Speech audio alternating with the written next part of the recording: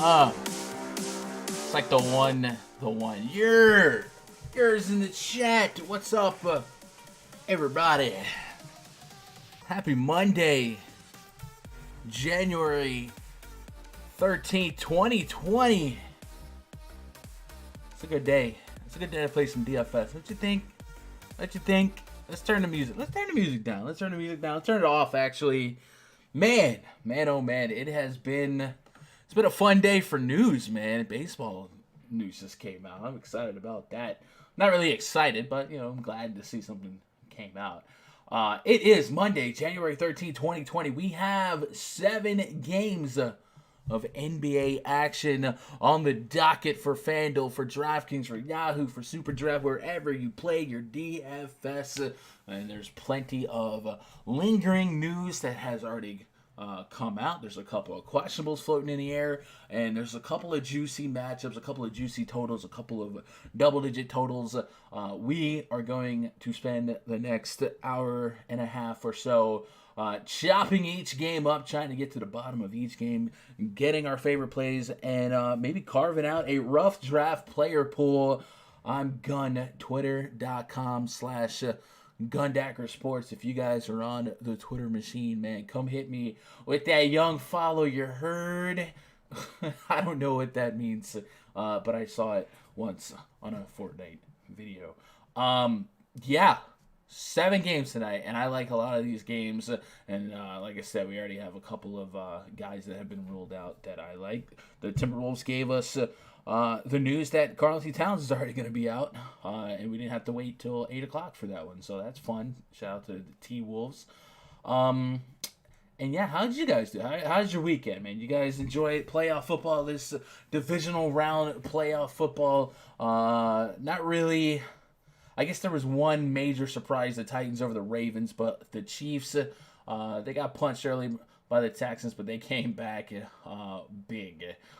And we have our conference championships next week, and we're just a couple weeks from the Super Bowl, which means we're a couple weeks from the XFL. The XFL on DraftKings, that is confirmed. I put up a video on the YouTube channel kind of speculating what might be to come for XFL DFS. So if you guys haven't checked that out, man, kind of put that on the back burner. Remember later on tonight, if you need something while you're playing your 2K, if you need something in the background to kind of think about the next step in football DFS for the spring, I did do a video on that, and hopefully DraftKings will release contests coming soon to give us some more information, because there's definitely an area of opportunity for DraftKings to be a little bit different when it comes to XFL scoring versus other leagues, because the XFL rules are a little bit different. Yo, shout out to you guys already hanging out in both chats, man. What up, Tall? What up, Zebra? What up, Smeezy? What up, Van Jones? Happy Money Day. Yes, sir. If you guys are on Twitter, you want to show some love, man, hit that retweet on my last tweet that shows the links to this stream. We have been co-streaming the last couple of episodes, I guess you would call it, on both Twitch and YouTube, and I think it's been a pretty nice balance, and I think a lot of people who maybe had some issues with listening to Twitch on the go have appreciated the return to YouTube, and like I said, the goal is still to make partner on Twitch, but I also want you guys to be part of this, and I didn't want to sacrifice too many of you guys. And I don't know, some of you guys are just old school, you like the YouTube. So for now, we're going to dual it. I even had some Facebook streams going. I may try and get them back in the mix here, but we've had to make some modifications to the stream. I've had to use some YouTube safe music. Heck, I even got, I used a song the other day that was literally part of a YouTube safe list, and I still got hit by YouTube, man. Them dudes don't play. Whatever algorithm they got that's scanning all the audio waves, man, that stuff is on point, because I promise I wasn't trying to break it, man. Gotta start following on Twitter and Realty. Appreciate that. Listening to you on both YouTube and Twitch in surround sound.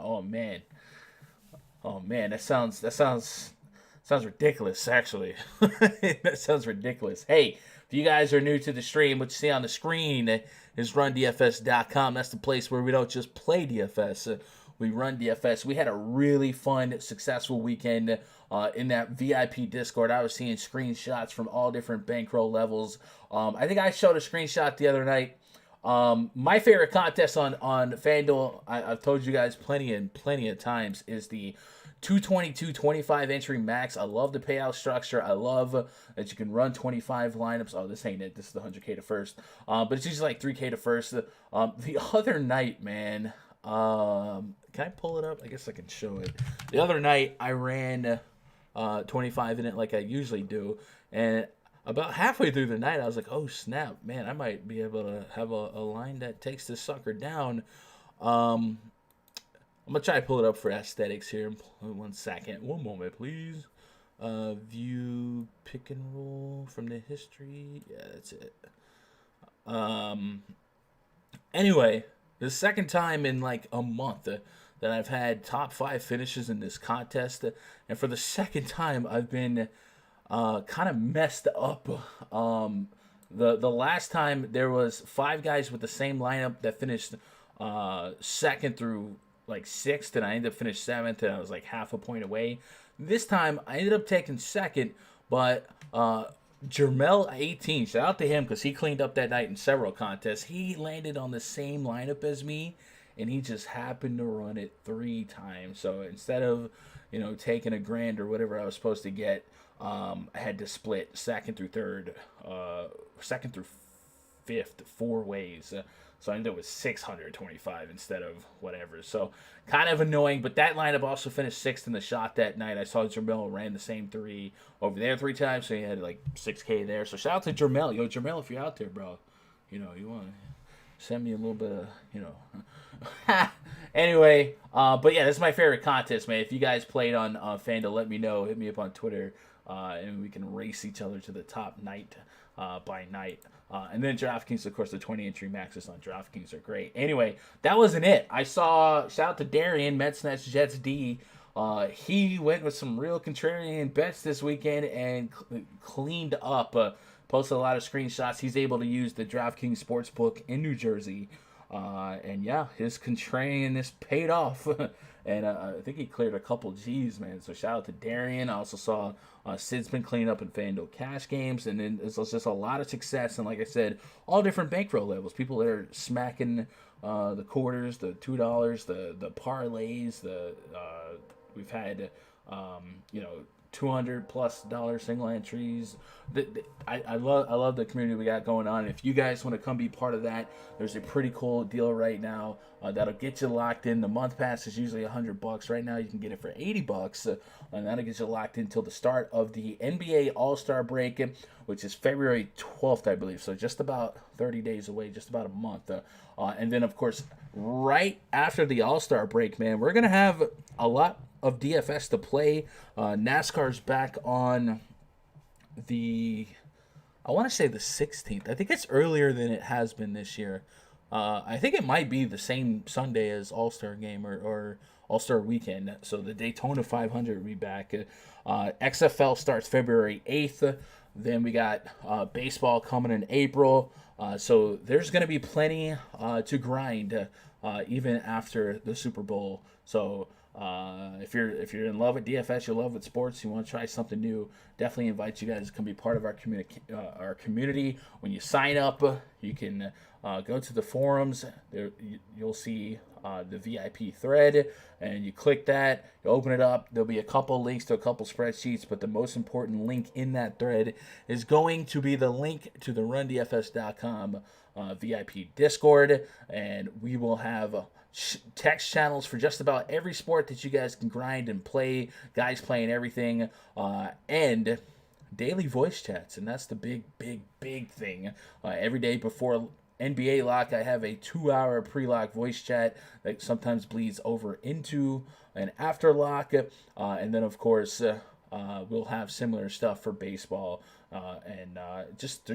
Sometimes I peek in here and people are in chat talking about soccer plays or golf plays. So while I do spearhead baseball and NBA and football, that's not the only sports that the cats in the Discord are playing. So if that sounds like a community you want to be part of, we invite you to come join us. I am going to go get to my co-host, Raj, drag him in here on that Discord. Yo, oh my God, noise. Jesus H. Blah, blah, blah, blah, blah. Yo, What up? what up? I was literally trying to look for my headphones. These are like the backup headphones. I don't know how I sound right now.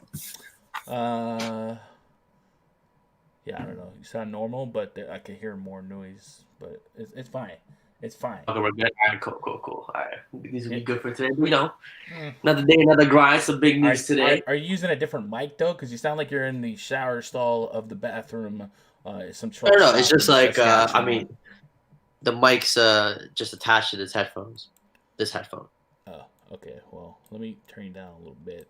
You sound like some telemarketer. Anyway, yeah, some news today. Baseball. Punishing the Houston Astros and Light punish, so light. That's not a light punish. It's not. It's literally the max.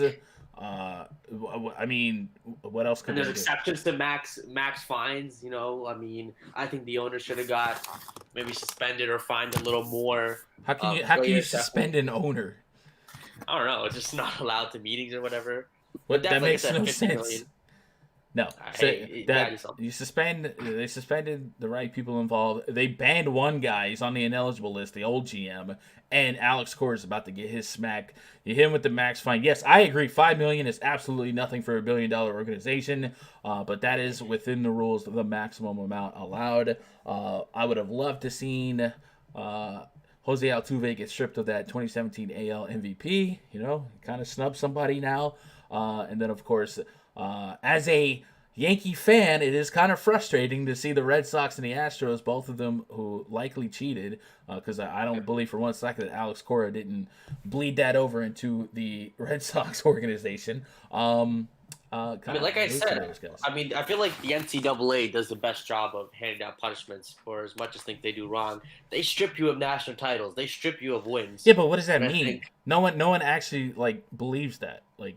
I mean, I guess just in the official books, if you want to strip them of, no one cares about that. No one cares about that. No one will honor that. The Astros got a championship, and honestly, if a championship means a coach gets suspended, it's almost worth it. I'll take that all day, every day. Anyway, it's a basketball stream. Let's go look at the live chat here. Shout out to everyone watching live. Shout out to Logan.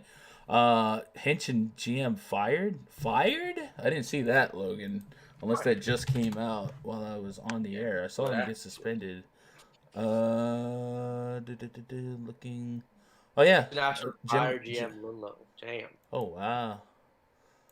Way to throw them under the bus. It's not like these guys are acting a joke. No, stop. Don't act like the high reps didn't know what was going on. No. But it's just if they're going to be suspended for a year, then you might as well fire them. You're going to get replacements anyway.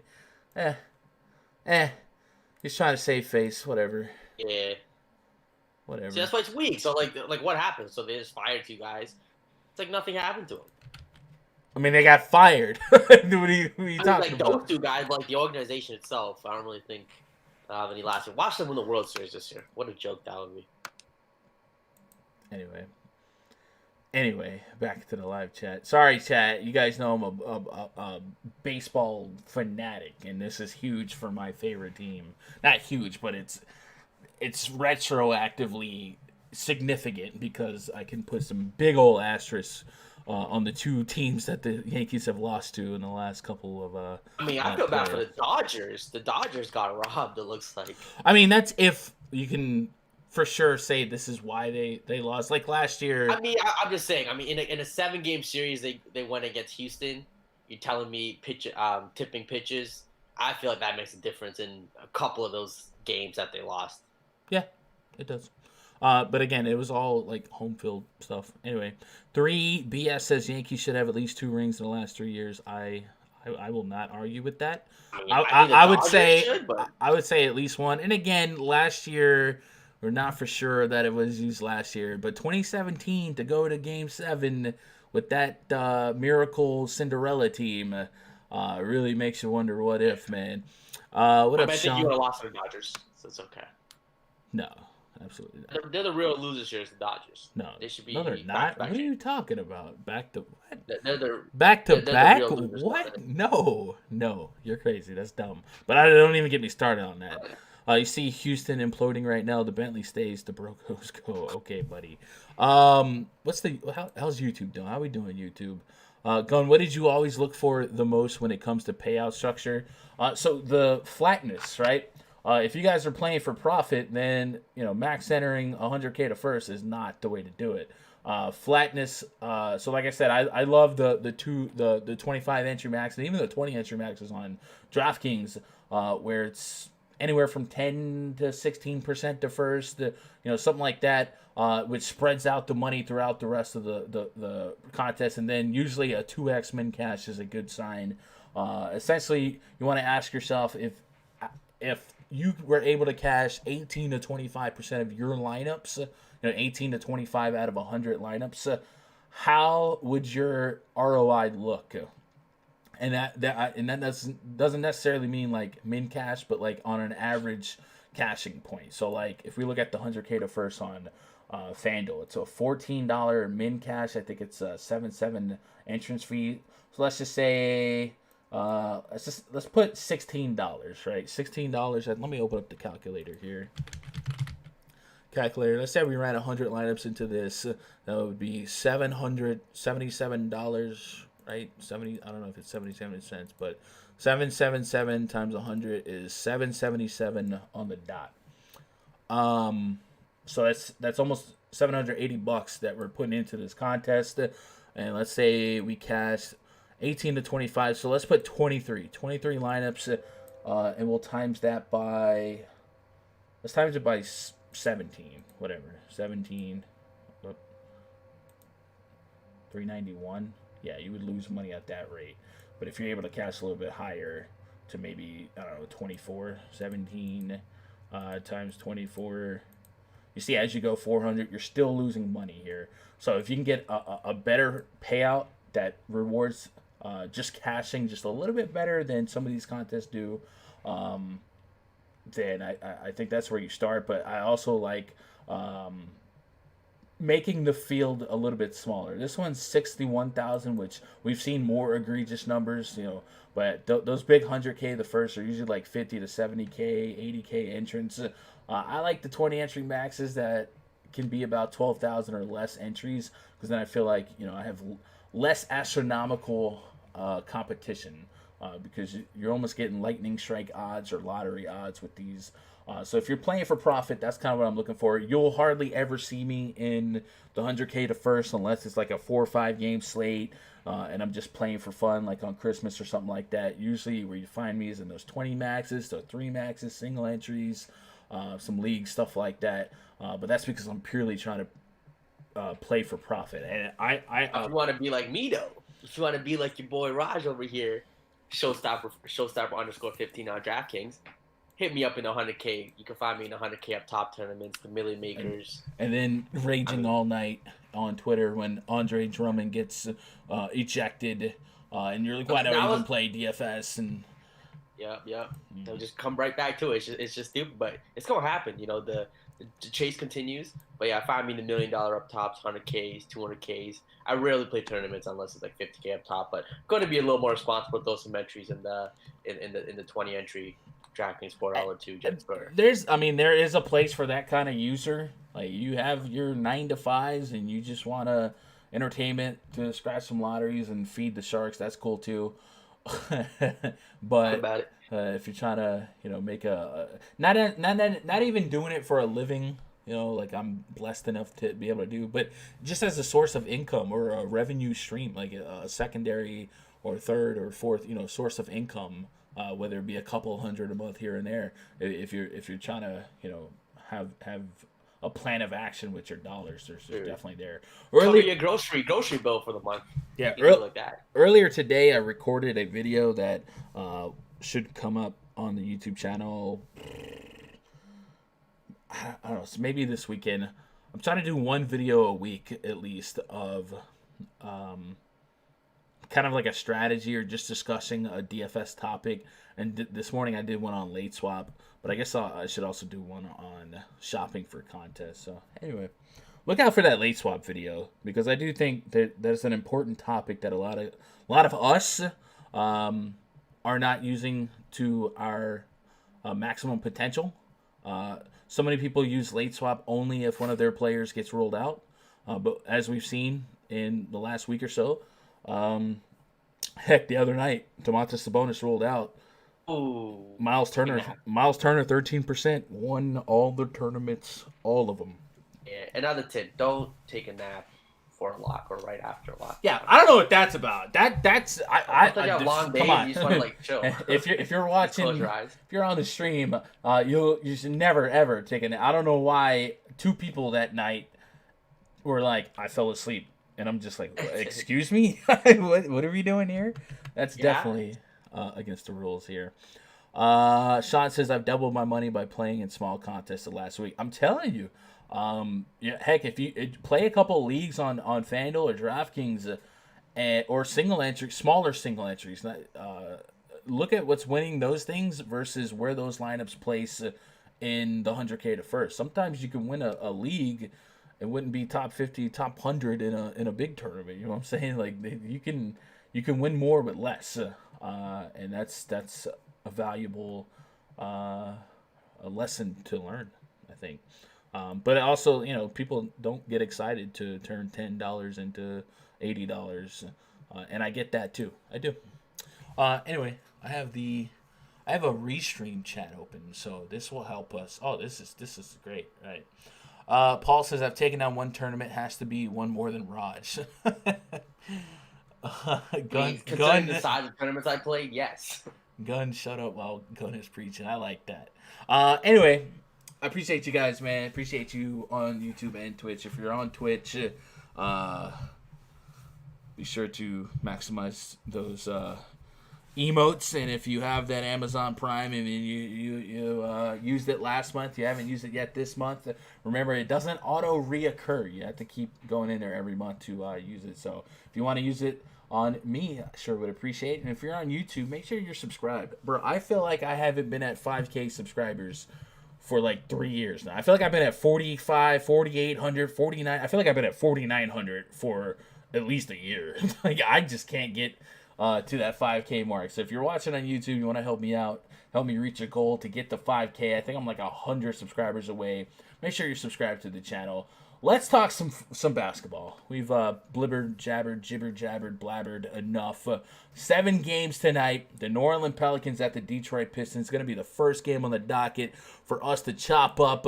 We will be using the RunDFS.com NBA VIP spreadsheet throughout the duration of this stream. And using this spreadsheet, our projected starting 5 for the New Orleans Pelicans: Lonzo Ball, Etuan Moore, Josh Hart, Brandon Ingram, and Derek Favors, taking on Bruce Brown, Svi Mykhailiuk, Tony Snell, Sekou Doumbouya, and Andre the Giant Drummond. The Pelicans are coming to us with a lot of news and notes. Drew Holiday was listed as doubtful, so he's not expected to play. He's dealing with a left elbow and tricep strain. J.J. Redick listed as out with a left hamstring. And then, of course, Derek Favors is being listed as questionable with a right hamstring strain. If he's unable to go, you'd expect Jackson Hayes to fill in the minutes there. Maybe Nicolo Melli, maybe Jahlil Okafor gets a little bit of run. But this is a Pelicans team that has been on a bit of a long road stretch here. They just finished a 3-4 that culminated with a loss to the Boston Celtics on Saturday, right? Chicago, New York, at Boston, and now they are at Detroit after a day of rest. So without Drew Holiday, first and foremost, Lonzo Ball on both sides becomes very playable and a guy to target. But on FanDuel at 6,300, I'm even more enthralled to play him, and I feel like his price is too low. We're getting a ton of minutes and a ton of opportunity for a guy like Lonzo Ball, who's been a stat stuffer, a peripheral getter. If you look at his FanDuel log, 38, 41, 29 against a tough matchup, Chicago Bulls, 40, 53. I don't know why he's 6,300, but I feel like that's egregiously underpriced, all things considered. And today he's going against a Pistons team that's pretty porous on defense all the way around. But against the point guard position, the Detroit Pistons are allowing the fifth most fantasy points per game to opposing point guards here. And I just think that opportunity times 36, 37 minutes is just too great. So Lonzo Ball is going to be one of my favorite players today and definitely going to be one of my highest owned FanDuel point guards. Brandon Ingram, 9,100 on FanDuel, 8,100 on DraftKings. FanDuel makes you think about it. It's not. FanDuel makes it. I mean, was it disrespectful last game? You're just going to hate. It's not a hater's gonna hate. The last game was a tougher matchup. I mean, he just okay, but you were saying the same thing last game, and he dropped you a 30. Okay, yeah, but one bad game. Goddamn, Devontae Graham has like 5 bad games. You're still on his train. Brandon Ingram gets 1 bad game. He's $1,000 too cheap. Whoa! We're not gonna sully the great name of Devontae Graham. Talking about bad name. 44 and a quarter last game while you were sucking off Terry Rozier. Talking about 5 bad games. Look at Devontae. No. Look, yes, 44, 37, 54. Where are the bad games at? The 13 against Utah? Against a blowout? The tough matchup, Toronto Raptors? A few bags. Shut up. Don't ever. Ever. Terry doing those games? How did Terry do those games? No one cares. That's not. 39, 41, 50, that's 46. That's not. You can't triple stamp with double stamp. That's not what you said. You said he had 5 bad games in a row. Shut up. Anyway, back to the Pistons game here. Lonzo Ball, great play for me. Brandon Ingram was a great play on DraftKings, in my opinion. On FanDuel at 9,100, I'm really looking to get the most out of that. And he starts having some steep competition in that FanDuel. Too, by the way. Yeah, sure. LeBron James is 10-7. Then there's Brandon Ingram, and then there's everyone else. There's a steep drop-off over $2,000 between Ingram and the rest of the slate. And then, like I said, at $9K with less bonuses, no double-double bonuses, stuff like that. Brandon Ingram on FanDuel is probably someone I'm not going to go crazy with today. But on FanDuel, on DraftKings, he certainly seems like a viable core option. If Derek Favors does suit up at 5,600, I think he would be a curious tournament play. We'll get to another guy at the 5K area in Enes Kanter that I expect to be really, really high owned today. But he would be an incredible pivot if you thought that he could pop off. If he's unable to go, Jackson Hayes at 4,300 on FanDuel, 4,600 on DraftKings has shown us the propensity to be more than a point per minute and be a tournament winner, and his price really doesn't reflect his potential for this matchup. He did go up to 4,600 on DraftKings, but as you see, with 39s, with 38s, and heck, even 27s in a lopsided game, that's all viable range of outcomes and viable return on investment for 4,600. So the Pelicans, being short as they are projected to be, will still offer a lot of high-minute, medium to affordable, economically priced guys for DFS tonight. So we'll be targeting them. On the Pistons side, Andre Drummond's 10-3 on DraftKings, 10.5K on FanDuel. He just let a lot of people down against the Bulls by getting ejected after hitting Daniel Gafford in the head with the basketball after Gafford made a basket and kind of stared Drummond down. Drummond was on pace to be a point per minute in that one, but this is a guy that without Blake Griffin has 50-60 fantasy point potential. He dropped 60 plus in his last 2 complete games. Of course, they were in the same matchup against Cleveland. This is another matchup that he should thrive in. Heck, I think we just saw Taj Gibson. Was it Taj Gibson in this matchup? I don't remember. But we've seen a lot of high fantasy point. We just saw Jason Tatum have a career game against this front court. So I do think Andre Drummond becomes a very lucrative high upside, high floor target today on both sides at 10K. You think about it a little bit just because of some of the value, the perceived value at center today. I would assume that Drummond still garnishes 20 to 35% ownership based on the situation. But like I said, there is Enes Kanter lurking today that I'm sure will be somewhat trendy. Derrick Rose is 6,700 on DraftKings, 6,900 on FanDuel. I told you guys last week the Pistons have been using this system where Derrick Rose comes off the bench the first half but then starts the second half. And that has been what they've done with Rose for at least 5, 6, 7 games now. And in each game, he's gotten you between 30 and 40 fantasy points. Now, that is what you absolutely need at 6,700. So I don't get super excited to play him, but this is a pace-up spot. And in his last game against the Pelicans, he dropped just about 37 fantasy points in 28 minutes. If that 28 minutes is 31, 32 minutes, a couple extra minutes that we could see Derrick Rose flirt with 40 fantasy points, and we'd certainly accept 40 fantasy points from under 7K. Bruce Brown, also very playable for me, and on FanDuel, he becomes extremely interesting because he's under 5K, and I'd be happy with something between 25 and 30 fantasy points, and I do think he has potential to outscore even that. We've seen 46 from him 2 games ago against Cleveland. You guys know my thoughts. The Chicago Bulls, the toughest matchup for a guard, so I don't really consider that as something that I'll count against him. But here you go, 27, 21, 29. Plenty of potential for Bruce Brown in this matchup to pay off a sub 5K salary on FanDuel. And at 6,100, I would say he's in the conversation on DraftKings as well. No one else here really kind of pulling at me. I think just about every active Pelican will be playable and in consideration. Etwan Moore, Josh Hart, Brandon Ingram, all those guys just as well. And like I said, Derek Favors becomes a curious pivot to a Chalky or Kenner because it's not like we haven't seen successful centers against the Pistons front court. Christian Wood had a big game after Drummond got ejected, right? 47.5 fantasy points, but you still might see 18 to 22 minutes for him. And at 3,700, he might be worth a flyer or two in this matchup, just based on the pace. Last game, he was just over a point per minute. So if I wanted to stuff him in a risky value player pool, I could get away with it. Anything you're doing specifically with this game other than being an idiot and not realizing Devontae Graham is the GOAT? Lonzo Ball is probably going to go to my highest on guys today. No Drew Holiday, no JJ Redick. Point guards against Detroit. I mean, he's been on a tear. I mean, he dropped 42 Boston on a tough matchup.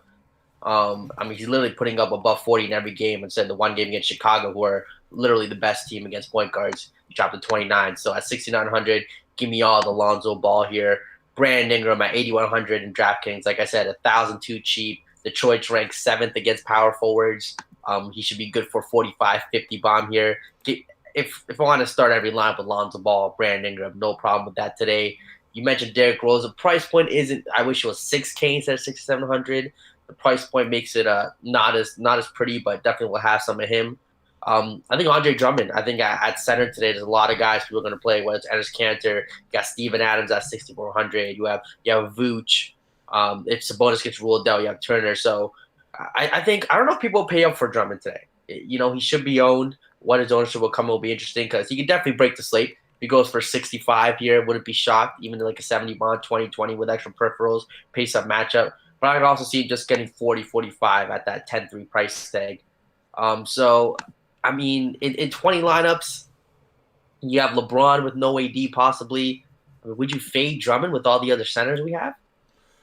I mean, it might make him that much better of a tournament play.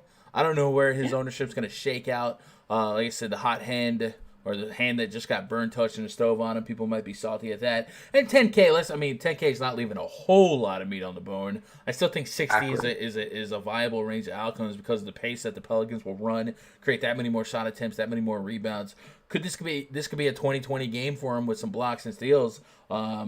It's getting to the point that that's what you need. But man, 60 raw points sitting on the table here. Yeah, I'd take some. I mean, 60 points, that'd be great. But again, like Whiteside against Charlotte, another elite matchup. It'll be tough to get to him. So I don't know if I'll get a ton to him, but core plays, tier 1, you want to call it Lonzo Ball, Brandon Ingram, and I'll have a bit of Derrick Rose. And I mean, am I gonna play any Etwan Moore, Josh Hart? Maybe. So Brandon Ingram was downgraded to questionable, right? And we know whenever that happens, I usually like to think there's a great chance that they're going to be out. So if Ingram was out, sure, that would increase a lot of volume for other people to pick up. Josh Hart, who's already kind of a peripheral getter, Might get you a shot at 15 real points and a bunch of peripherals. More. Might take 20 shots. Yeah. And then, of course, Nicolo Melli would kind of step up. Nickel Alexander-Walker, every time I get in a position to play the guy, it doesn't work out. But Frank Jackson, and, of course, Okafor might have to get some run here if Favors can't go. But if Ingram was out, like I said, if Ingram was out and Favors was ruled in, Favors at 5,600, he has 40, 50 fantasy point potential.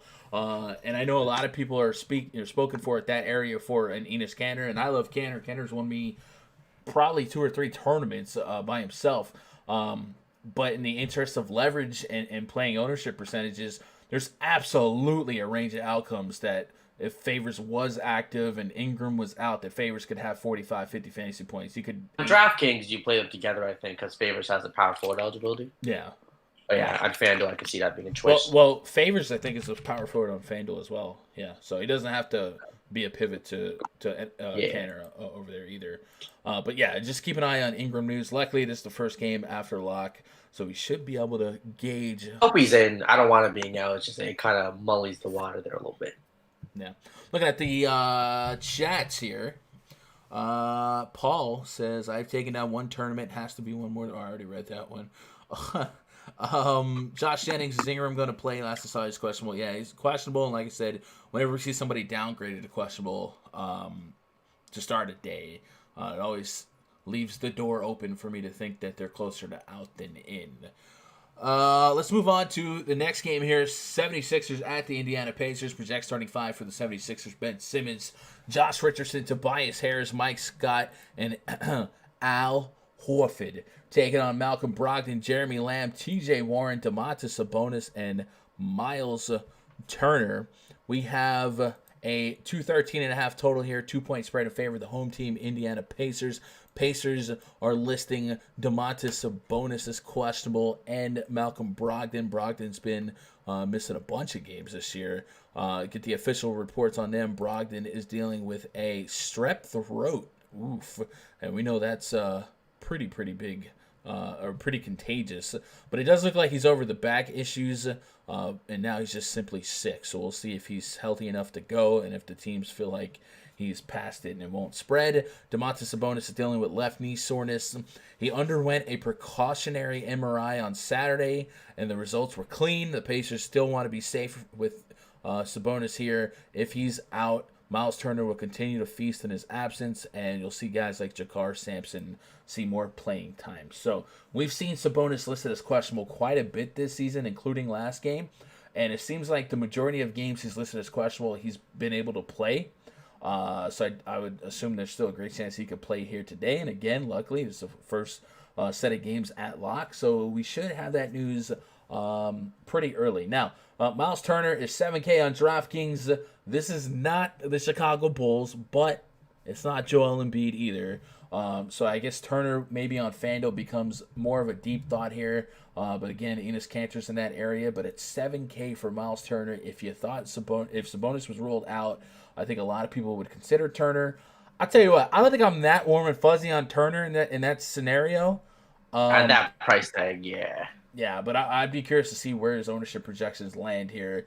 If Brogdon was unable to go, we also saw TJ McConnell draw a surprise start against the Bulls rather than Aaron Holiday, and this would be a revenge spot for McConnell. McConnell's at 4,200 on DraftKings, 3,700 on FanDuel. That could be a fun play, but probably nothing here gives me the warm and fuzzies. Really low total at 213.5, and you're going to see two stronger defenses, and the Sixers even without Joel Embiid, not necessarily the team I want to load up on against. If Sabonis was able to play, I think he's and Ingram was in. I think he's a fun pivot from Ingram if we thought Ingram would be higher owned. But overall, man, I think we got some medium prices here other than Turner that each guy individually in and of themselves could pay off. We start with the Sixers side. Ben Simmons, 8,200 flat on both sides. On both sides. One of the Pacers' biggest weakness has been their points in the paint allowed, 48.3 points in the paint allowed per game. If we go to the team stats tab in the RunDFS.com VIP spreadsheet, that would be bottom 10-ish in basketball, bottom half, bottom 15. So there's really not a lot of separation here. Once you're at over 48, it kind of lets us know that that is a hole for them, especially considering that they run such a slower pace than a lot of teams. So what that tells me is that Ben Simmons could actually have a solid scoring game here, maybe 15 to 20 plus real points, and then we know the peripherals will be there. Has Ben Simmons faced the Pacers this season? He has 2 games. In both games, he is averaging 16.5 real points. So without Joel Embiid here, could that 16.5 get closer to 20? And could this 43.5 fantasy points on average in those 2 games get closer to 50? So I think the answer is yes. So I do like some Ben Simmons. Everyone else here is fine to be considered. Tobias Harris has been one of my first options without Joel Embiid. We run the usage on this team without Embiid. Tobias Harris has the highest usage and most consistency. And at 6,600, we can live with 35 if that's all we're going to get. We saw in that last game, was it against the Mavericks? Yeah, against the Mavericks, he got just about a point per minute, 20-10 double-double. We'll take that here. Without Joel Embiid, even with Joel Embiid, he's given us 4 straight games of over 30 fantasy points. That's a good starting point for this matchup. And then Al Horford's almost 7K on DraftKings, 6,200 on FanDuel. I do feel like he just kind of gets lost in the sauce there with some of the other centers we've already mentioned. But the Pacers against centers, I think there's a real range of outcomes that Horford could kind of surprise people here. Indiana has given up the 6th most fantasy points per game to opposing centers here, so maybe he becomes a fun tournament play, but nothing on my short list, or maybe even not my single entry list. And I think for me it's just a matter of skepticism on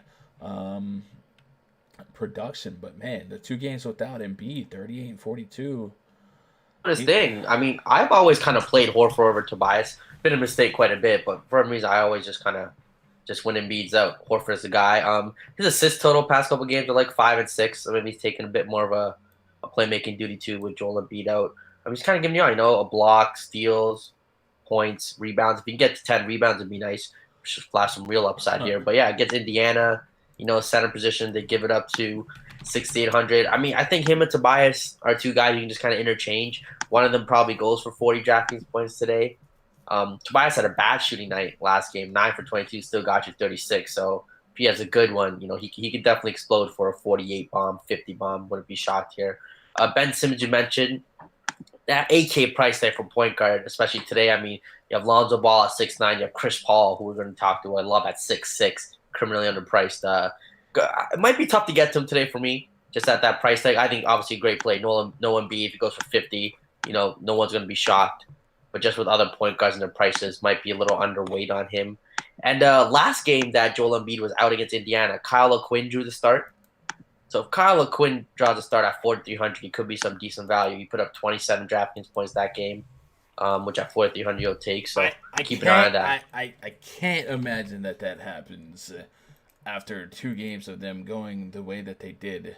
I don't know. That's so random, man.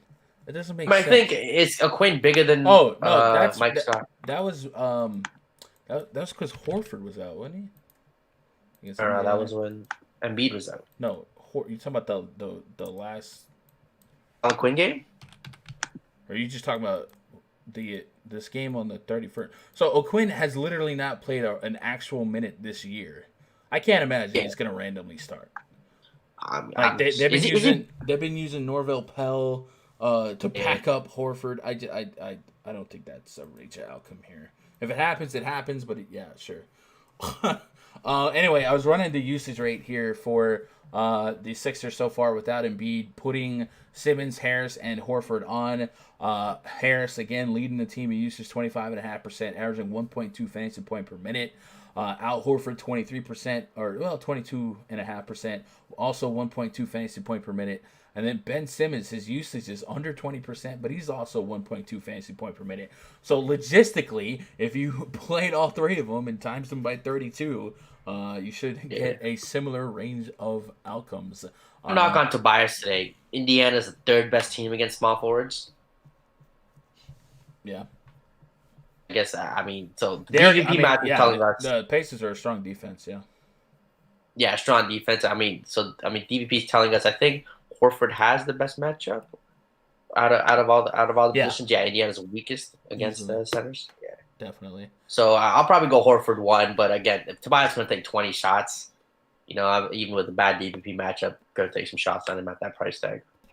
Let's look at the live chats on Restream. Romy Riley says Sabonis and AD are questionable like every slate. They really are.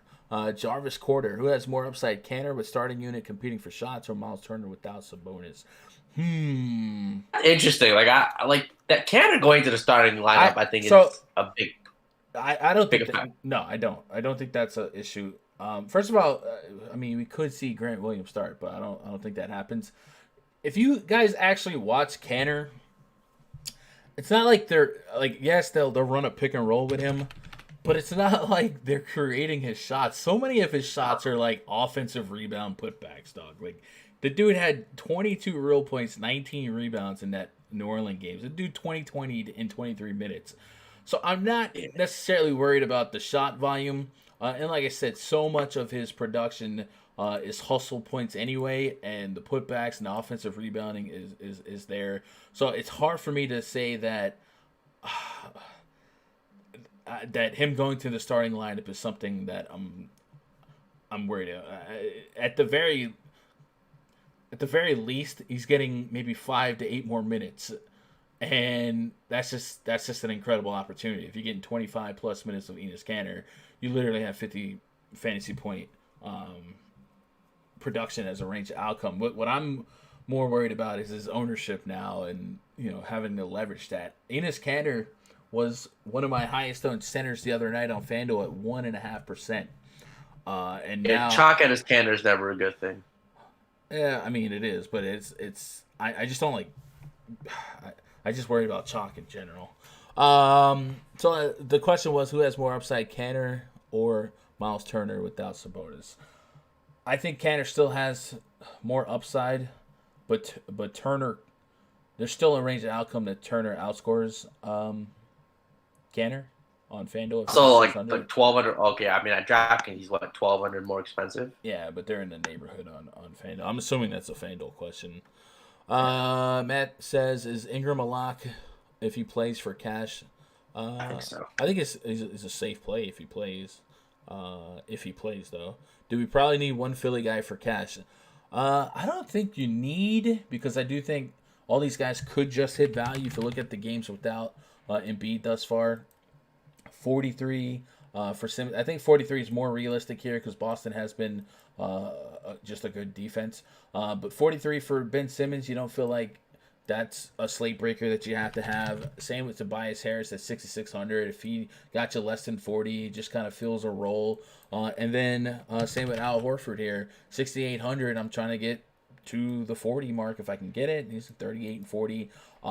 So there's a range of outcomes where they just all kind of hit value, like the Celtics, right? All 22% usage rates, and they float along. And this is not some smash matchup. Now, if Sabonis is out and Brogdon's out, definitely becomes a different where we kind of start worrying about the stats on the table, right? Pacers and their defensive stats are all pretty much based on this starting lineup. With those guys out, we can certainly start neutralizing some of those upper echelon numbers and creating more paths to success here. But as it stands now, it's a low total, low pace, two strong defenses, so everyone could just be an okay play, which is not a bad thing. It's just the way it is. Romy says, I'd rather play OKC guy in cash than Philly personally. I can get with that. Tobias or save for Melo in cash? Let me answer that question once we get to the Blazers game, because I'm really kind of freestyling live. Matt says, I think I need to get Ingram or Lonzo. I love Lonzo. I do. Core play tonight. Gundacker, my bro, doing a show. Now I know it's time to get to the money. Yes, sir. What up, West Coast Gemma? Hope you've been doing all right. Hope you had a good weekend with NFL. Just play Bigs versus the Bulls. Absolutely. Lorenzo Robinson just locking Schroeder on DraftKings at 5,400. I'm with that. All right, so that's all for a game we haven't got to yet. Let's move on from this game. Celtics hosting the Chicago Bulls. Project starting five for the Bulls: Tomas Satoransky, Zach LaVine, Chris Dunn, Larry Markin, and Daniel Gafford. Taking on Kemba Walker, Jaylen Brown, Gordon Hayward, Jason Tatum, and they hate us because they ain't us. Cantor. 10.5-point spread in favor of the home team, Boston Celtics. Daniel Tice was ruled out earlier today. That's going to create an opportunity for Enes Kanter to perhaps be the next man up and perhaps draw a start. Now, I still don't think we're getting 30-minute Enes Kanter. I'm not sure what Brad Stevens' plan is here. Remember, they still do have Grant Williams. So if you're looking for a back pocket value play or something to get a little bit weird, if you didn't want all the Kanter, Grant Williams could play 25 minutes. He did it against Washington, and he could maybe be a point per minute kind of guy. But Kanter certainly will be extremely trendy tonight. Not only is he just a point per minute beast, now with a potential opportunity to get 25 to 28 minutes. I don't think I'd push him to 30, but 25, 28 minutes. He's getting it in a top matchup. The Chicago Bulls has been a team that we target all year long with bigs. They give up the second most fantasy points per game to centers on this slate. They've been really, really porous against front courts. You guys just saw what Miles Turner was able to accomplish. So Enes Kanter just seems like one of those can't miss plays. Like, even if he didn't drop 50, how does he not get you 6x here in this spot against the Bulls? So I'm not going to overthink it here. I'm very intrigued to see what ownership projections come out on Kanter, but I think he's going to be one of the highest owned players on the slate, and for good reason. Jason Tatum also should be considered here at 7,700 on DraftKings. When we look at that DVP chart, it's really a funnel defense for fantasy. They do an excellent job, the Bulls do, at containing guards and even get wings to struggle, but their front court exceeds. And Jason Tatum's coming off probably the best game of his career, right? 7,700 for him. He just dropped 63.5 fantasy points with 41 real points. Now, 40 real points is super anomalic, but just under 8K. If him and Ingram both played, there's still a tournament range of outcomes that Tatum was the way better play than Brandon Ingram today. And in this matchup, I'm okay with running back to Jason Tatum. I probably can't see myself getting more than tier 2 ownership on him for those of you that are VIPers, just because he has such a volatile floor. It could be 26, could be 25, but against the Chicago Bulls, you should expect a big return. 27 against them last time. Yeah, and he took 15 shots that game. It's just a big matchup. So Tatum and Kanter are both on the radar for me, and then because of the matchup, I tend to be really, really low on opposing guards.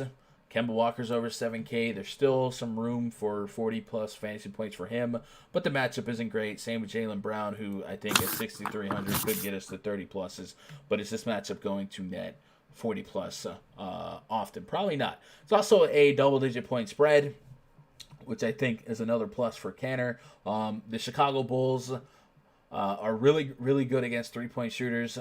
So, again, a big plus for the front court for me. On the Bulls side, Zach LaVine, 8,500 on DraftKings, 8,200 on FanDuel. He's on a really, really nice stretch. Maybe it's because Wendell Carter's out. I don't know the exact reason, but he is putting up 20-plus shot attempts in his last, 8 of his last 10 games, and he's gotten you 20, 40, 32, 20 real points. Like, he's setting such a high floor with his real points, and then, a couple of tally marks in the peripherals, and he's also getting to the free throw line. He's chucking a ton of threes. At 8,500, I'm still interested in going back to the well here. Probably my least favorite matchup that he's had in a couple of games, but much like Lonzo Ball, he's playing a lot of minutes, 36, 38, 37, 39 minutes. So if he's going to take 25 shots and he's going to play 37 minutes to kind of stat pad, get the peripherals, even with the double-digit spread here, I have some interest in having exposure still to Zach LaVine because I've continuously got this guy at a pretty low ownership. What it's worth, the Celtics are one of the best teams at guarding the three-point shot. If we go to that team stats tab in the RunDFS.com VIP spreadsheet, Celtics are about ninth best team at guarding the three ball. So it's not like it's a super plus matchup in that regard. But minutes equal money in a lot of cases. So I'm willing to take a couple shots on Levine. I really don't have a lot of interest overall in Bulls players. Even the secondary players. Maybe Gafford's a little bit intriguing. While Canner's a beast for fantasy, he's also been kind of notoriously less than great on defense. So if you thought that could be a plus for a guy like Gafford or Markkanen, or even Luke Cornett, who came out and exploded last game, hit value in like 4 minutes for deep 100K to first tournament options. Maybe you look at a guy like him.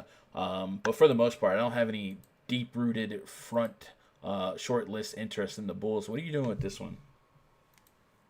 I mean, I think Enes Kanter is obviously going to be, probably the chalk of the night. Great play today. Play some of him. I mean, when it comes to the other guys in Boston, like when Kemba, Jaylen Brown, Tatum, all these boys are injury free and playing, I just tend not to play any of them. Like Gordon Hayward, that big four. It's just I can just see a world where they all just get 35.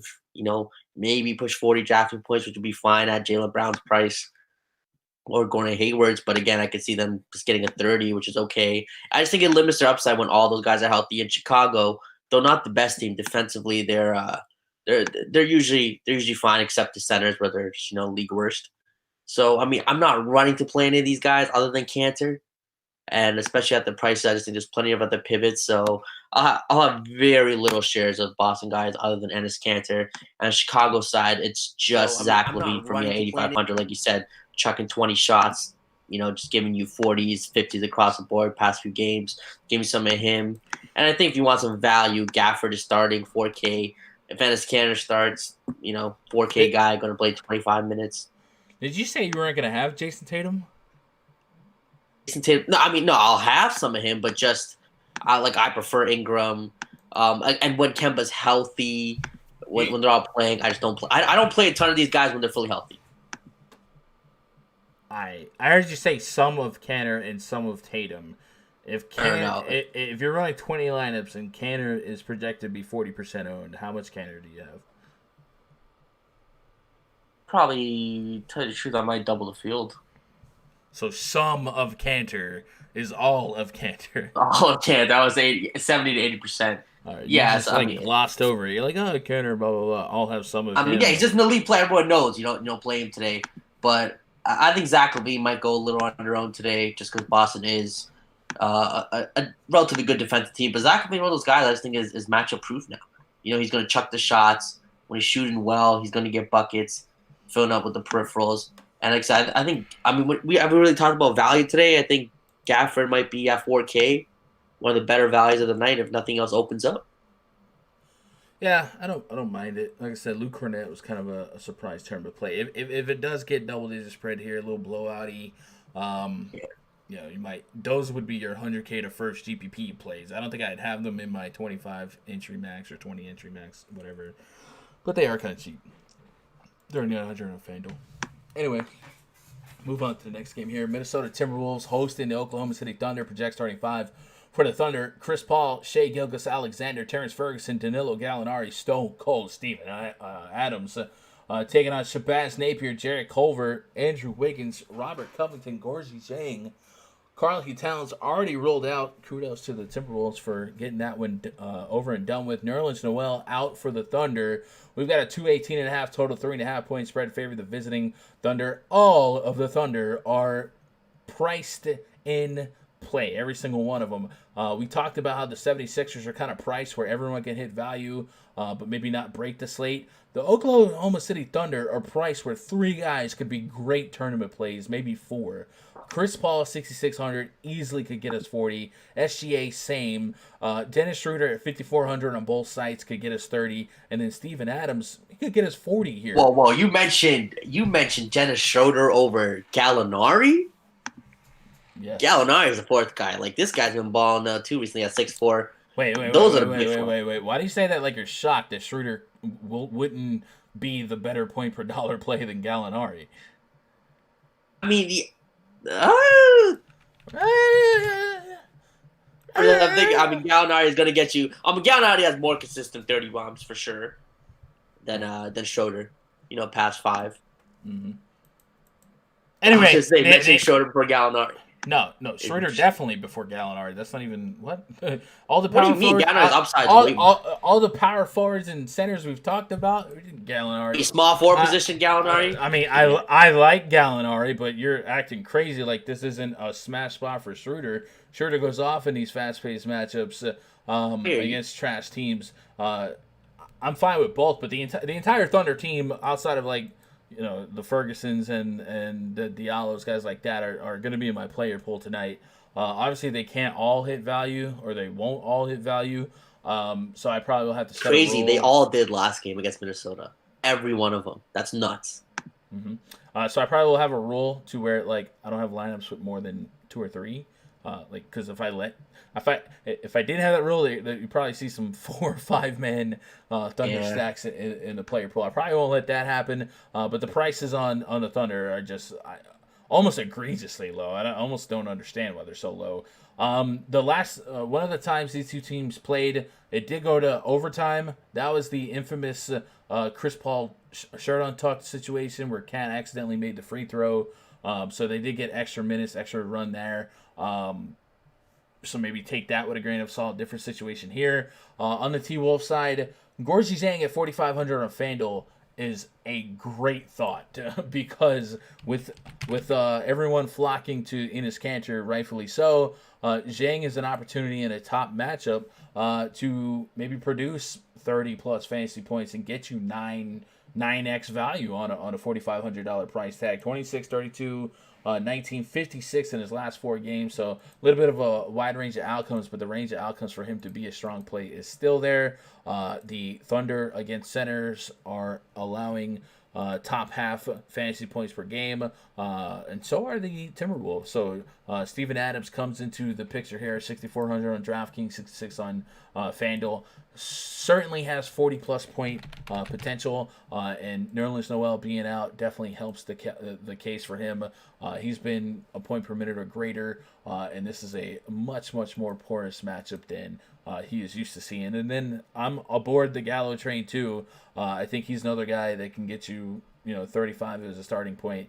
The more I look at this slate, the more I just think there's a lot of mispriced people, and the Thunder's whole team is probably mispriced.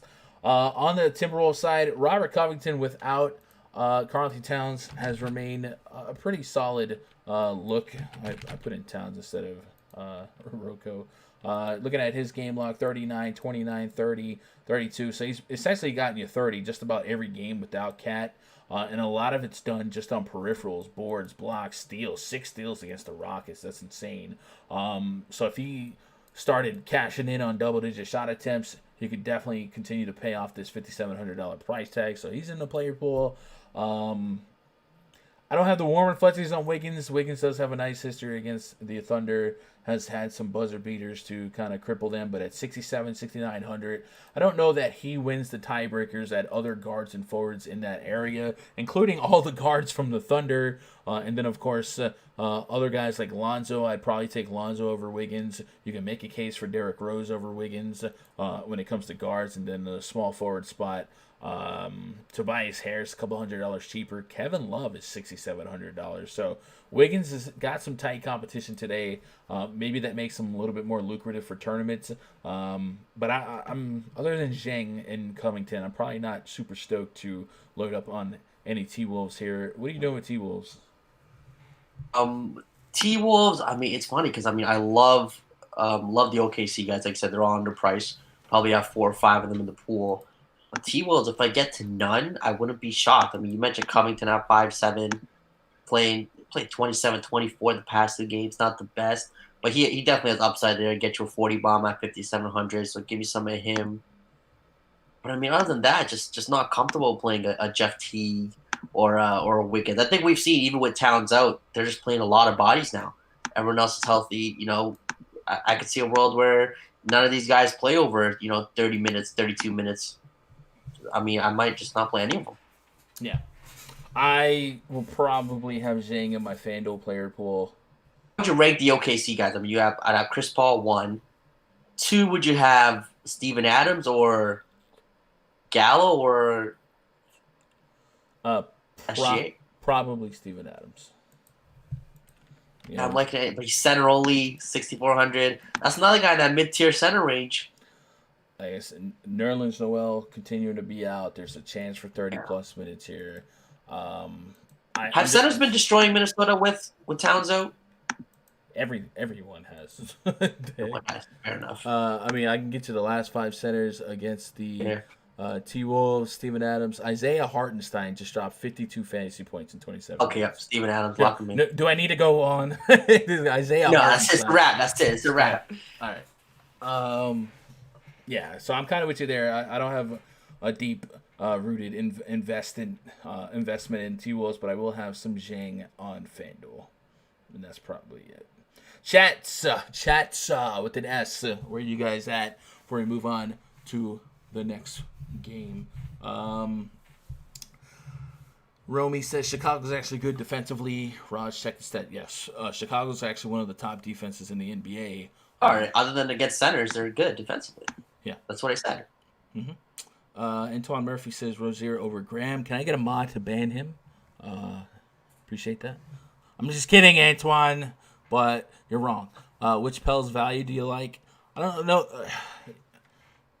Whoever's active for the Pels is arguably value. Like Lonzo Ball is probably an egregiously underpricement if Drew and Ingram are out, and if Favors ends up out, you just might see 40 minutes of Lonzo Ball. But I mean, like if Ingram is in, I think it's just like Lonzo Ball, Ingram, and the other guys are fine. But I'm not running to play the Josh Hart, Etwan Moores of the world. But if he's out, then you can justify 3 Pelicans in every lineup if they want to. Yeah, a lot of deep minutes to go around. Next game on the docket, Portland Trailblazers hosting the Charlotte Hornets. Project starting 5 for the Hornets. Devontae Graham, Terry Rozier, Miles Bridges, P.J. Washington, Bismack Biyombo, the Big Mac Bimbo, taking on Damian Lillard, C.J. McCollum, Kent Bazemore, Carmelo Anthony, and Hassan Whiteside. Then go pull up the injury news and notes for this game because the Blazers kind of hit us with the old okie doke. Hassan Whiteside, who was questionable and played 2 games ago, was questionable and did not play last game, and we saw Anthony Tolliver draw a late start. Whiteside is listed as probable now with an upper respiratory illness, so I guess we could clean out that Q tag there for him, which means Hassan Whiteside at 10K on FanDuel, 82 on DraftKings becomes a fun tournament thought because a lot of people maybe tied to the center here. Drummond, Steven Adams. We've talked about a lot of juicy centers tonight. Turner, yep. Guess who's giving up the most fantasy points per game to opposing centers? That would be the Charlotte Hornets. Hassan Whiteside is in an incredible tournament spot here to drop 50, 60 fantasy points. And he's going against a lot of undersized people. Devontae Graham, Terry Rozier's. The entire Hornets team is probably undersized. So this could be one of those 5+ block nights for Hassan Whiteside. We saw 7 against Toronto, 5 against Washington. Has not played Charlotte yet this season, but a great opportunity for him to, at 8K, give us 8, 9X. So I think he's an elite play tonight as well. And I think on one center sites, you're going to have to do some meditating and some thinking and some deliberating. It gets thick. But at least he's 10K on FanDuel, so you still have the argument that he needs to do all that to pay off. But 8,200 on DraftKings, how does he not get you 45 as a floor? You know what I'm saying? That's a tough fade there. Melo's also in a good spot, DVP-wise. Really all the Blazers are justifiable here. Damian Lillard, 85 on FanDuel, 88 on DraftKings. If we look at C.J. McCollum, he's coming to us at 6,100. Good price for him to drop mid-30s as well. I think that 6K guard forward is stacked today. Absolutely stacked. That along with like centers. Yeah. On the Hornets side, Devontae Graham on FanDuel, 6,600. That's ridiculous. That's actually too cheap. I like that price point, and I love that he's a shooting guard eligible player because I think he's going to get me over 30 fantasy points. I think the upside for 50 is there.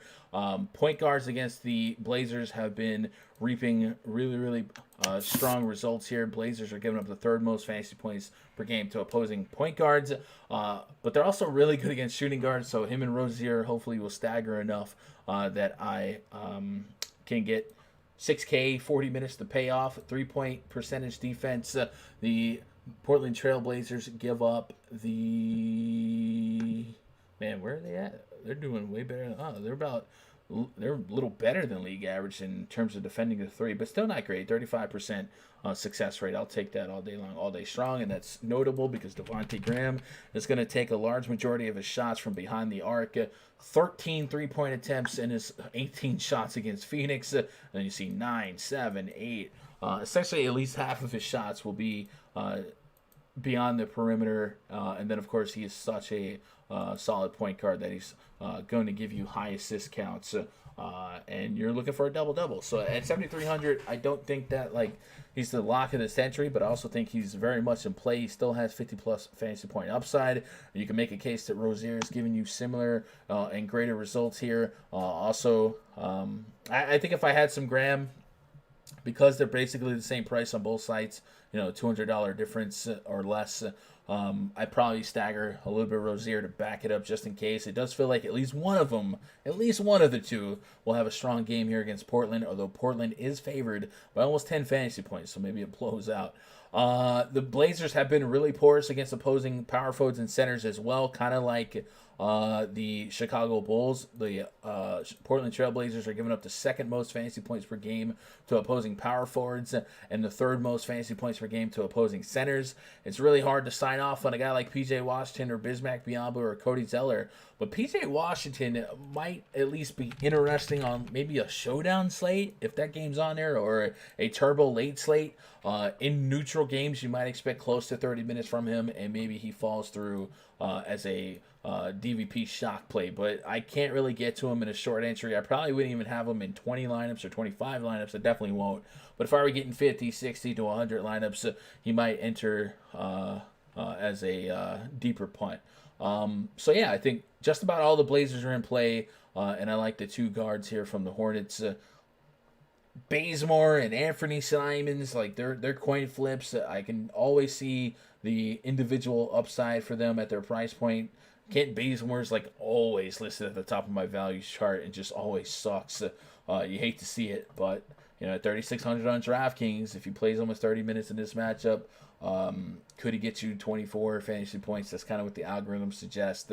But it's been wrong a lot on Kent Bazemore. What are you doing with this one? It's another low total where the matches feel juicy, but it is still a low total game. I mean, Portland's a team that it just hasn't been good defensively. These guys are getting blown out by really bad teams. I expect a couple of these Charlotte guys could go off here. I mean, I'm going to have a ton of Devontae Graham and Terry Rozier. I feel like one of these guys probably have a 40 bomb. Devontae Graham is coming off of his cold streak. Big game yesterday, so probably going to roll with him here more than Terry Rozier today against Portland. Give me some hit against that Damian Lillard defense. I think the value guy today, Marvin Williams is playing, but Nicholas Batum at 3K played 32 minutes last game. Nope. I'm just saying. It's a revenge game, though. The 3K guy played 32 minutes. He only got 12 fantasy points in those 32 minutes. I was against Phoenix. This is Portland. We're not. You don't think it gets you? In this house, we don't play Nick Batum. We just don't.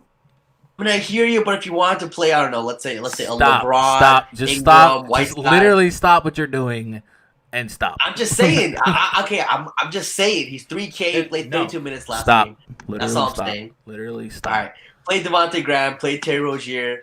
I mean, you mentioned PJ Washington. There's another guy who's getting all the minutes here, but at 5K against this matchup. Against Carmelo Anthony defense, maybe.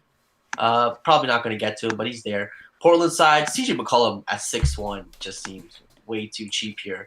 Not the fastest paced team, but again, Charlotte not a good defensive team. So I can definitely see you giving you 30, 35 fantasy points, which at 6K you'll take all day, every day. And like I said, Whiteside at that center position, 8'2". Another guy, man. I mean, if he gets you 50, probably going to need it in tournaments. Definitely 50 is definitely an easy outcome here for him. Should get a ton of rebounds here. Should get some blocks. Get his double-double. Let's give me some Whiteside too here. Yeah, looking at the live chat, they've mentioned Dwayne Bacon a few times. He's the guy that broke the slate yesterday. I'd rather play him over Nick Batum. I'll easily concede that. but that's all I got. I don't really. Was there a reason that happened? I didn't play yesterday. I think Marvin Williams was out. I think Oh. Marvin Williams is in today. Let me be informed here and No, he played. pull up that popcorn machine just to be Williams did sure. play. I don't know what happened. So Dwayne Bacon came in. I don't know, man. Maybe they just went small. We got one foul for PJ here. Bridges had no fouls. I guess he just got hot, caught fire. Yeah. Malik Monk played 1 round of 7 minutes. Benched. Yeah, I guess so. All right, so yeah, Hornets, night 2 of a back-to-back. Massive underdogs here, so I'm not going to go crazy here, but I do think there is some viability here. Also, Cody Zeller is kind of really cheap. Do we get 20 minutes out of Zeller in a top matchup? Could he pay that off? I mean, he's a power forward eligible guy. I wouldn't ever use him. Yeah, it's 3,800 Portland. I actually would. 30 minutes yesterday? But do Other guy, yeah. Yeah, as a forward, you would never, ever see me play Nick Batum over Zeller at a forward spot. I mean, he's also 800 more. Yeah, okay. Well, I like Cody Zeller. I like that price. I like him. I like that he's forward eligible. I can make that work. I can. It's a great spot, great matchup. And that's it for this one. Chat, what else we got, chat? Let me keep it looking. Matt says, anyone on Melo tonight? So it's a great matchup for Melo here. Last couple times I've gotten really on Melo. It hasn't really worked, but I will say we've already discussed how the small forward spot on FanDuel is a giant gap between the top 2 guys and everyone else. LeBron at 10-7, Brandon Ingram at 9-1, and then everyone else is like 6K or less. Carmelo coming in as a 6'6 small forward here. This is where I start settling on guys that just quote-unquote hit value. And in this situation, I'd be looking for the north side of 30 fantasy points. And that's a very attainable goal going against the Charlotte Hornets. So I absolutely would be on some Carmelo here. Tice out. What about Williams for value? Yeah, we mentioned him. Grant Williams. I don't think I would like go crazy with it, but it definitely is a point per minute guy. I'd rather play him than Nick Batum. Nick Batum coming home. Sure, why not? Gerald Williams. Is that a joke? Me? Gerald Williams. Yeah, I don't see that. Maybe that was a missed auto-corrected here. All right, Dame Lillard, 8,500 on FanDuel, 8,800 on DraftKings. Definitely seems like he is one of the guys that has potential for 50, 60 fantasy points tonight that no one, I don't want to say no one will play, but he's going to be kind of low owned, all things considered, and I get it. The game logs haven't been jammy in all your tournaments, but at home, kind of a late night hammer. Does he have potential to get us 50, 60? Yes, we saw 62 against Miami. Did get 35 minutes against Milwaukee, even though that game blew out. 20 shot attempts there. So if this game stays neutral, and I know it's a 9.5 point spread, but I don't trust the Blazers. Like, they are the weirdest team in basketball. They go and beat Toronto, but then get smoked by like the Timberwolves, and then get smoked by the G League Warriors. They're not consistent. It doesn't make sense. Let's move on to the next game here. Sacramento Kings hosting the Orlando Magic. Magic project starting 5. Markelle Fultz, Evan Fournier, Aaron Gordon, Kemp Birch, Nikola Vucevic taking on De'Aaron Fox, Buddy Hield, Harrison Barnes, Nemanja Bjelica, and Harry Giles. A 212 total, a 2-point spread in favor of the Sacramento Kings. Orlando has some Q tags on DJ Augustine and Aaron Gordon.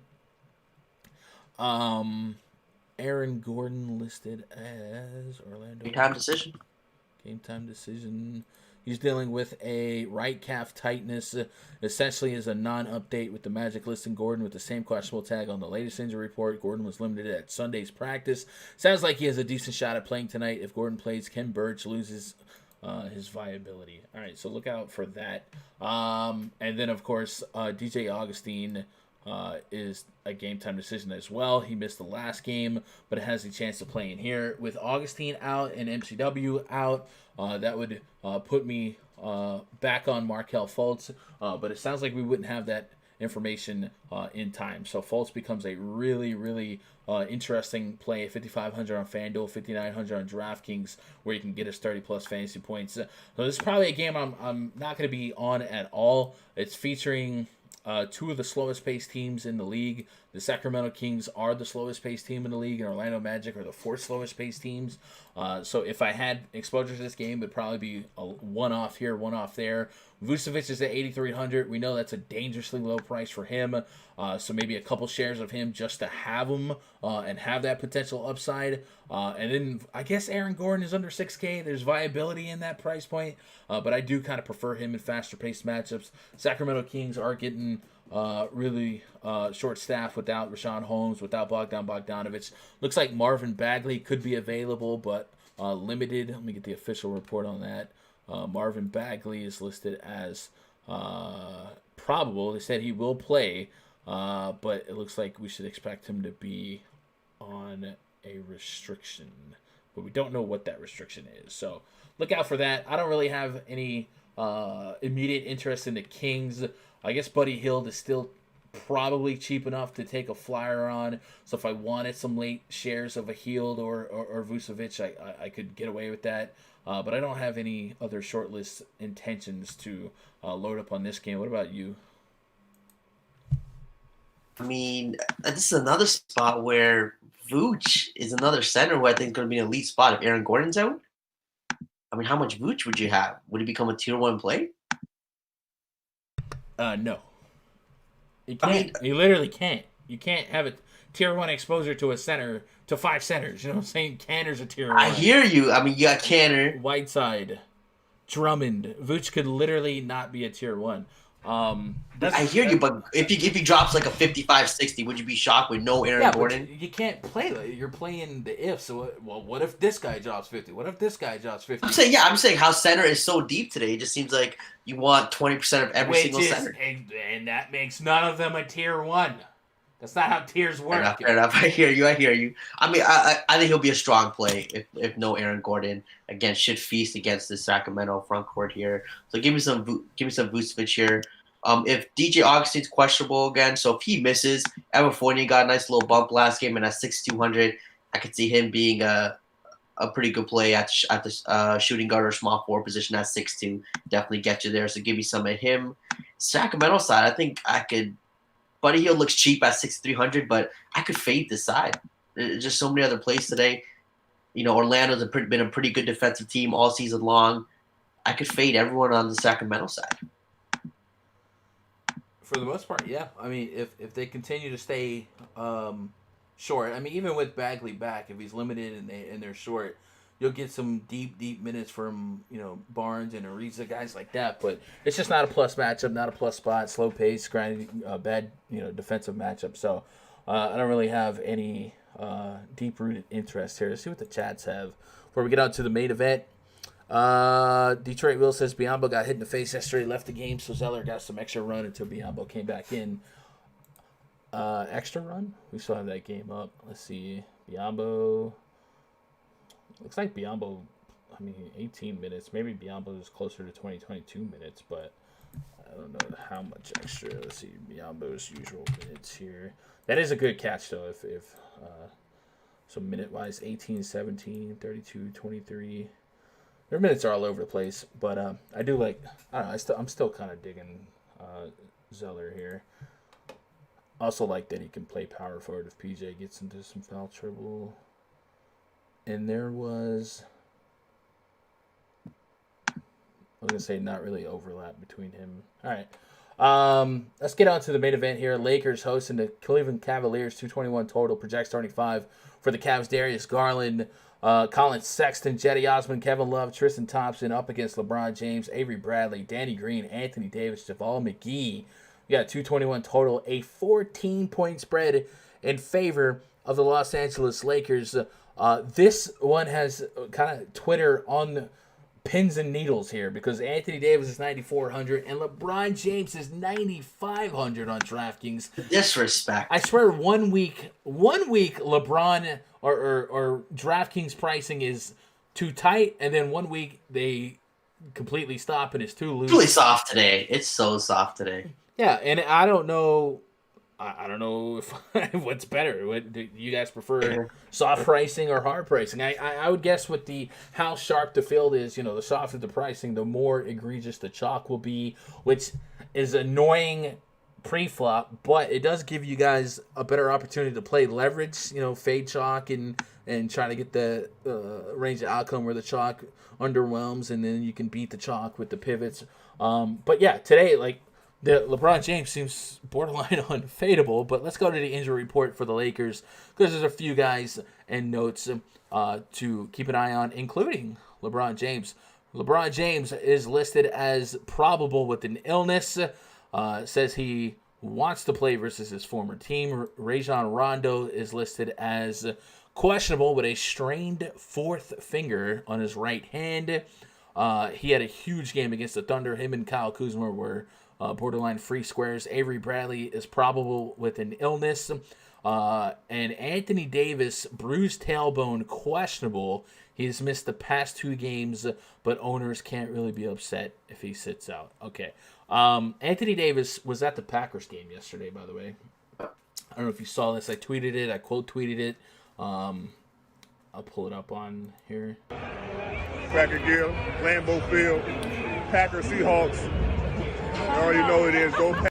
So his team is sick, and he's out there in 20-degree weather watching football when the team plays the next night. I feel like there's a good chance he might be out. I don't know. That's just me. Yeah.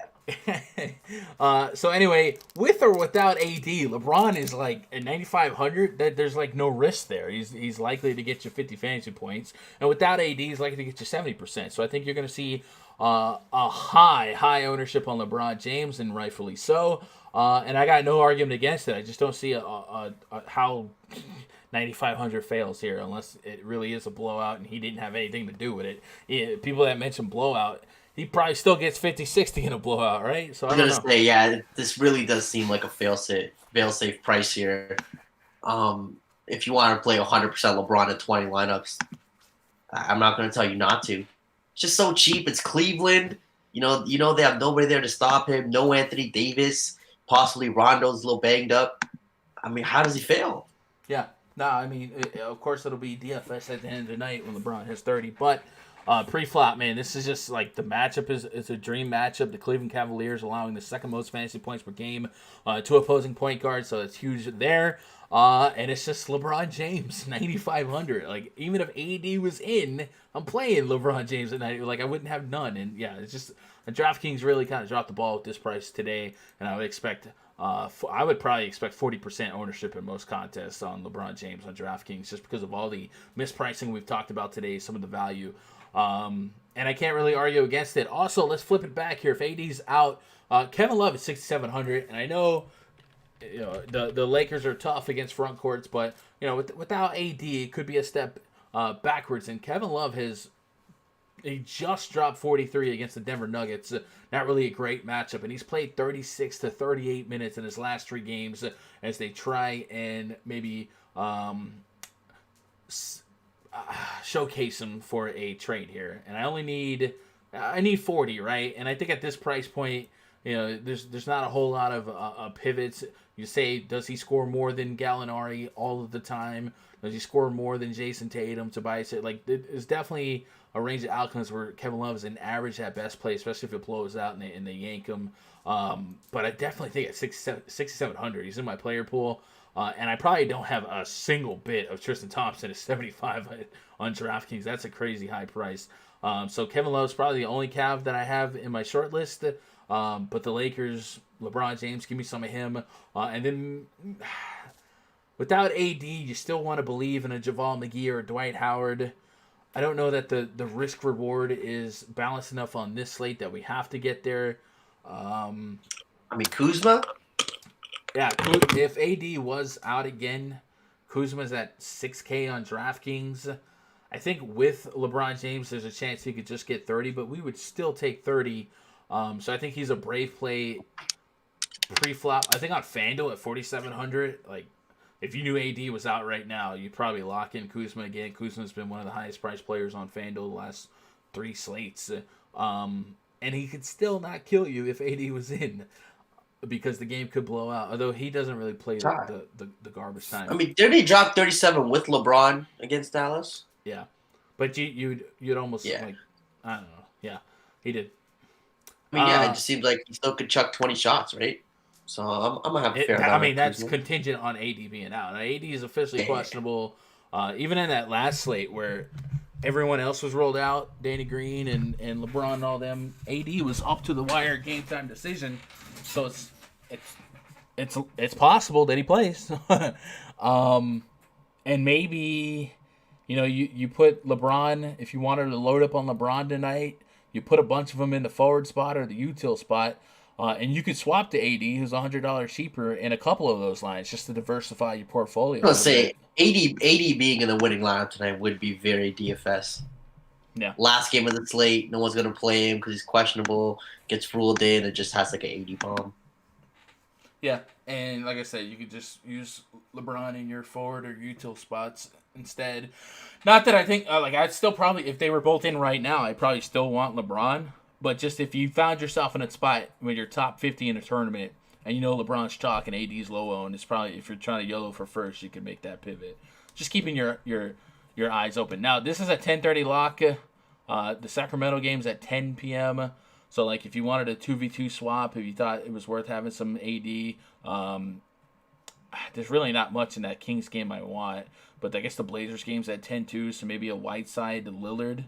Lillard's not that far from LeBron, maybe 800. If you wanted to keep a little money out there just in case AD did end up playing, you can make some weird pivots. I don't know. I'm just thinking about potential late swaps here if we don't get the AD news in time. I mean, it seems like standard build here would be just LeBron in this game and just... Yeah, absolutely. I think LeBron will be 40% late night hammered tonight. But like I said, just make sure you guys are putting out of the field on him. I just really like a lot of these 6K, 7K guys. Might just go ultra balanced. You're going to be under the field on a free 50 bomb? I'll be under the field on who I consider the greatest basketball player of all time. You're not going to find a bigger LeBron fan than me. But like I said, I just really love a lot of these 6, 7K guys. I'll probably have 35, 40% LeBron, and I think he'll probably push 50. If I started a core right now, it'd probably be Canner, LeBron, Whiteside, and Lonzo. I think that would be 4 guys that I would love to build around tonight, and that gives me 5K per. Left. That's insane. I can't see myself being under on LeBron. Yeah, I just like the Chris Pauls, Brandon Ingram. Yeah. A lot of these 6K guys where you can build a very balanced lineup. Yeah, there is. No, definitely balance is a possibility tonight. Probably going to have a high scoring night. It's going to be stupid, yeah. There's going to be a lot of guys going off tonight. I just think DK's pricing is real soft today, so. Yeah. Let's look at the chats before we get out of here. Man, I am starving, dude. I need a burger. Chalk report, Canner's going to be 88% owned. That's, in cash, that I wouldn't be surprised. 88% tournaments. I'm not seeing that. Not with Whiteside, Adams, and other options. But I do think he's going to be extremely elevated ownership. Detroit Will says, I'm with you. 80 at Lambeau with temps in the 20s. I'd be surprised if he plays. Definitely seems like he could make his immune system suffer, and maybe he celebrated the win a little bit. You know what I'm saying? Don't sleep on the Cavs. They play hard when they play LeBron. And it's the Lakers. Yeah, they could keep it close. Sure. Yeah. They did beat the Nuggets, so there's that. Andre Drummond not playing if it's too cold. Okay. How many of the guys on the Cavs still play with LeBron? It's been a few seasons now. Yeah, it's Kevin Love. That's it. Lakers play down to competition a lot. Do they? You know who plays down the competition a lot? The freaking Clippers, man. Clippers, yeah. The Clippers, I noticed that. They definitely do. Makes for great DFS games, though. But, no, they really do. I'm starting to worry about them, man. Yeah, I was going to say, that defense isn't looking as pretty as everyone thought it would be. But also, I feel like the sample size with everyone in the game has been really low. They haven't had time to really mesh together, so we'll see. Kiawa says, I don't understand what the temperature matters. Kiawa, the reason we were talking about that, AD was at the Packers game yesterday, and if he was outside for the majority of that game, standing around cold. at 20, 30-degree temperatures. And then maybe celebrated with a little bit of the bubbly, and then traveled to L.A. I'm just like, it's nothing serious, but it's not also like something to note. It's not that we thought it was going to be cold indoors. It's just like his team is sick anyway, so who knows. Lakers played down after 40 points in the first. Yeah, I'm not overthinking that. Their quality of play against the Cavs here. I do think, obviously, if AD was out, it would create an opportunity for the Cavs to, maybe Kevin Love gets hot or whatever, but I'm not too worried about it. It is in LA. Maybe one of the Kardashians pop up and curse Tristan Thompson again. I don't know. But anyway, yeah, if I had to make 4 players that I really, really love tonight, from floor to ceiling, Lonzo, Canner, LeBron, Whiteside. I love those 4. And then, I could probably even... I say LeBron is on FanDuel. LeBron and AD aren't as plays. Like LeBron is almost 11K on FanDuel. AD is closer to 11K on FanDuel, and you deal with the unknown when it comes to him being an in or out. So if you're really brave, you put AD in a lineup or 2 on FanDuel for 100K to first and see what happens. But I don't think I need to get there. I love a lot of players in their prices today. So because of that, I'm either going to lose a bunch of money or we're going to see 430-point first-place lineups. But what else is new?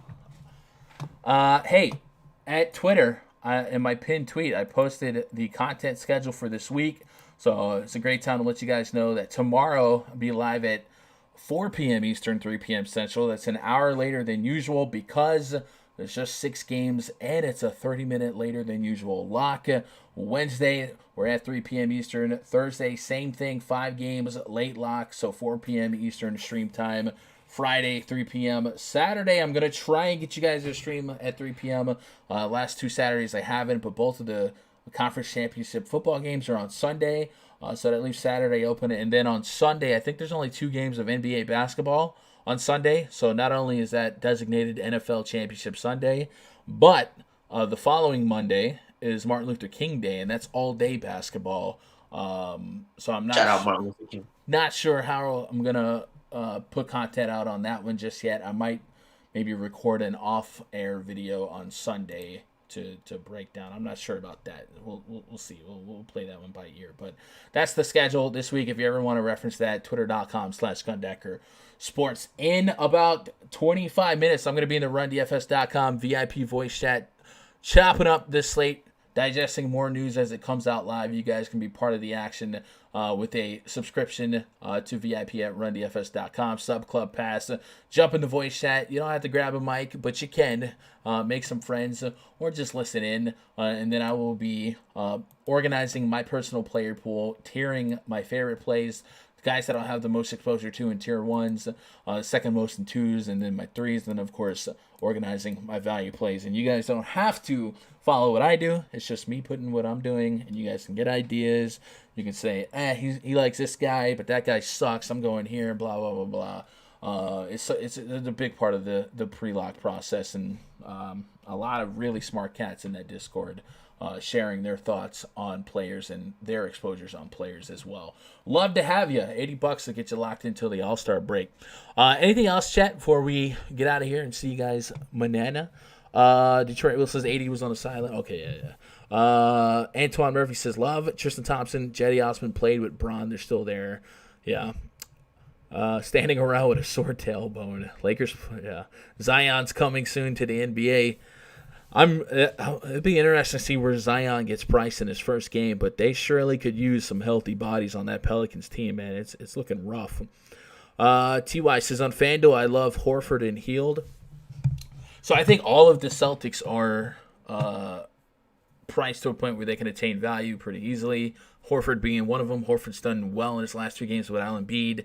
Looks like he's playing more aggressive and showing a little bit more leadership than earlier this season when Embiid was out. And then, like I said, Tobias Harris has led the team in usage. But they are all, Ben Simmons, Horford, and Harris, all averaging 1.2 fantasy point per game, or excuse me, fantasy point per minute without Embiid. So they could literally all score the exact same amount of fantasy points tonight. And I'll be okay plays, right?